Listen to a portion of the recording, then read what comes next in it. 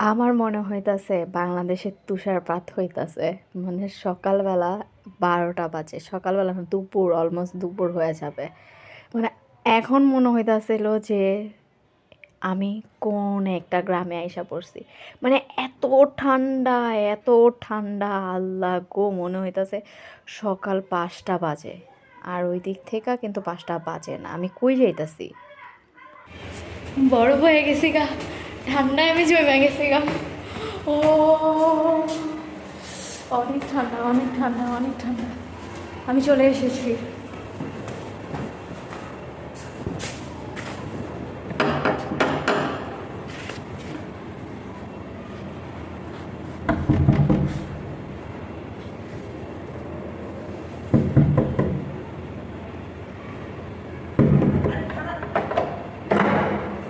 আসসালামু আলাইকুম। কেমন বলছি আমি?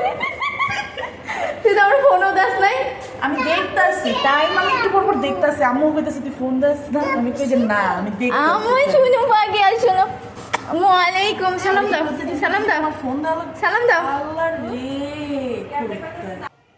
কই আর যাব, যাইতেছি আমার ফ্রেন্ডের বাসায়। আর আমি যেদিনই ওদের বাসায় যাই ওই দিন বৃহস্পতিবার পড়ে, নাইলে সোমবার পড়ে। আর ওই দিনই আমি রোজা থাকি। আর এইটা নিয়ে তো তাদের কত অভিযোগ যে আমাদের বাসায় আসলেই সোমবার আর বৃহস্পতিবার পড়া যায়, আর তুই রোজা রাখোস। তুই এই আমাদের বাসায় আসলে একটু রোজা না রাখতেও পারোস। তারপরে কি আর, এটা নিয়ে তো আর কেউ না করবে না। তো এই যে দেখেন, ইফতারিতে আমার জন্য কত কিছু রান্না করছে।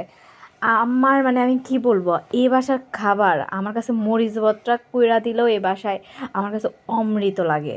সত্যি কথা, হাতের রান্না এত মজা, এত মজা। তো আমি লিটারলি পেট ভইরা ভাত খাইছি, পেট ভইরা।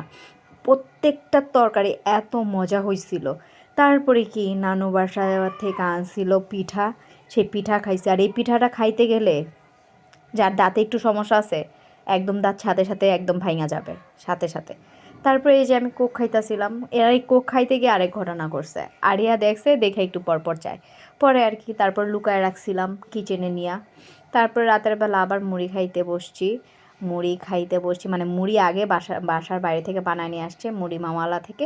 তারপর বাসায় এনে আমরা আবার এটাকে মানে মাখে, সুমাই স্পেশালভাবে এই মুড়িটা মাখে। তারপরে এটা অনেক মজা লাগে। আর বাইরে ওই মামাটার মুড়ি অনেক মজা। এর আগেও আমি খাইছিলাম, তো আমরা আবার খাইতাছি। ওই দিনও মজা ছিল, ওই দিনের মতো মজা না, অল্প মজা। এই যে দেখেন, বললাম না কিচেনে লুকায় রাখছিলাম আরিয়ার ভয়ে। তারপর কি আমার তো কোক খাইতে হইব, কজ আমার এত বেশি পেট ভরে গেছে। কোক ছিল না, এটা মজু ছিল। আমরা তো এখন কোক খাই না। তো মজু এই যে কিচেনে রাইখা দিয়েছিলাম, আর এই মজু মনে হয় আমিই খাইছি, আর কেউ খায় নাই। আর আরিয়া একটু খাইছে। আর এই যে এখানে একটা মজার ব্যাপার হইতেছে যে আমি ঢালতে পারতাছিলাম না। এক হাত দিয়ে ক্যামেরা ধরে রাখছি, এক হাত দিয়ে এটা আমি উচকাইতে পারতাছিলাম না।